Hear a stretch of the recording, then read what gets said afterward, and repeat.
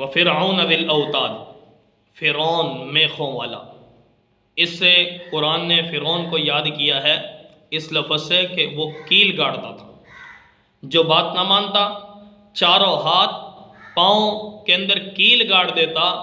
جس کی وجہ سے گویا وہ چاہے وہ دیوار پہ گاڑ دے، ٹھیک ہے، ہاتھ بھی دیوار کے ساتھ، پاؤں بھی ایک جگہ جم گئے، ہل نہیں سکتا، یا زمین پر لٹا کر ہاتھ اور پاؤں کو پھیلا کر تاکہ ہل نہ سکے انسان۔ ایسا ظالم تھا، ظلم کرتا تھا، کہتا انا ربکم الاعلی، میں خدا ہوں، مجھے رب مانو، مجھے خدا مانو، مجھے سجدہ کرو۔ تو بہرحال اللہ رب العالمین نے اس کے گھر میں اس کی باندی کو ایمان کی دولت سے نوازا۔ نوکرانی تھی، خادمہ تھی، اب وہ خادمہ جب کلمہ پڑھ چکی تو اس فرعون ظالم سے رہا نہ گیا، برداشت نہ ہوا اس کو کہ میرے ہوتے ہوئے میرے گھر میں رہتے ہوئے کسی اور کی عبادت کرے۔ تو اس باندی نے اپنے رب کے ساتھ وہ محبت کی کہ اس محبت میں اتنا زیادہ مگن ہو گئی کہ فرعون نے، ظالم نے، اس کے ہاتھ میں، اس کے پاؤں میں کیل گاڑ دیے اور کہا کہ تجھے سزائیں دوں گا، تو آج باز آ جا اور میری خدائی کے اقرار کر لے اور ادھر سے پیچھے ہو جا۔ اس باندی نے کہا کہ تو جو مرضی کر لے، میں اپنے رب کے ساتھ دھوکہ نہیں دے سکتی، دھوکہ نہیں کر سکتی کہ تجھے میں خدا مان جاؤں۔ اس ظالم نے کہا کہ کیل گاڑ دیے، اور ایک 5 سال کی بچی تھی اس عورت کی، اس باندی کی، اور ایک 6 مہینے کی بچی تھی، کہا کہ تیری بچیوں کو تیری آنکھوں کے سامنے ذبح کریں گے، یا تو اس کلمے کو چھوڑ دے، اس ایمان کو چھوڑ دے۔ لیکن اس نے کہا کہ تو جو مرضی کر لے، فَقْضِ مَا أَنْتَ قَاضٍ، جو ہو سکتا ہے کر لے، میں اپنے رب سے بغاوت نہیں کر سکتا۔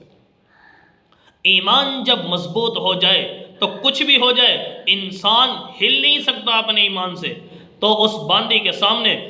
اس کی بڑی بچی جو 5 سال کی تھی، اس کی چھاتی پر اس کو ذبح کیا گیا، اور پھر کہا کہ تو باز آ جا، ورنہ 6 مہینے کی دودھ پیتی بچی جس چھاتی سے دودھ پیتی ہے اسی چھاتی پہ اس کو بھی ذبح کروں گا۔ تو اس باندی نے کہا، اس خادمہ نے کہا، فرعون تو ظالم ہے، میں تیرا اقرار نہیں کروں گی، اپنے رب کا انکار نہیں کروں گی، تو جو چاہے کر لے۔ اب اس معصوم بچی کو، 6 مہینے کی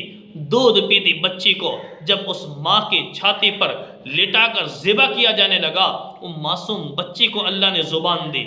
آواز دے کر کہنے لگی، اماں جان پریشان نہ ہو، ناراض نہ ہو، میری ماں خوش ہو جا کہ وہ دیکھ جنت تیرے انتظار میں ہے، وہ رب نے تجھے گھر دکھا دیا، وہ رب نے تجھے مقام دکھا دیا، وہ دیکھ ساری جنت کی حوریں، جنت کے خادم سب کے سب تیرے انتظار میں ہیں۔ جب اس ماں کو یہ حوصلہ ہوا، ایمان اور مضبوط ہو گیا۔ اس بچی کو ماں کے سینے پر ذبح کیا گیا چھری سے، اور ادھر سے اس ماں کے ساتھ بھی یہی کیا گیا کہ جب ماں نے نہیں مانا، اس ظالم نے ماں کے سینے پر آگ بھی رکھی،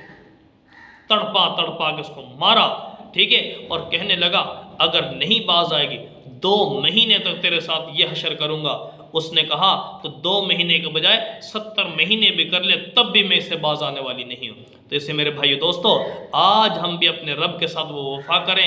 وہ اپنے رب کے ساتھ تعلق جوڑیں، دنیا کی فکر چھوڑیں۔ کچھ نہیں ہوتا، دنیا کے ظالم جتنے بھی آ جائیں، گناہ کروانے کے پر مجبور ہو جائیں، لیکن جب محبت دل میں پیدا ہو جاتی ہے، کلمے کی، ایمان کی محبت پیدا ہو جاتی ہے، تو انسان کبھی بھی اپنے رب کے ساتھ دھوکہ اور بغاوت نہیں کرتا۔ اس لیے میرے بھائیو دوستو، یہ واقعات ہمیں سبق حاصل کرنے کے لیے، 2 بچیوں کو اپنی چھاتی پر ذبح کروا دیا، اپنی جان بھی دے دی، کیل ہاتھوں میں گڑے ہوئے، پاؤں میں گڑے ہوئے، لیکن کلمے سے نہیں پھری۔ اللہ ہم سب کو بھی ایسا ہی ایمان نصیب فرمائے۔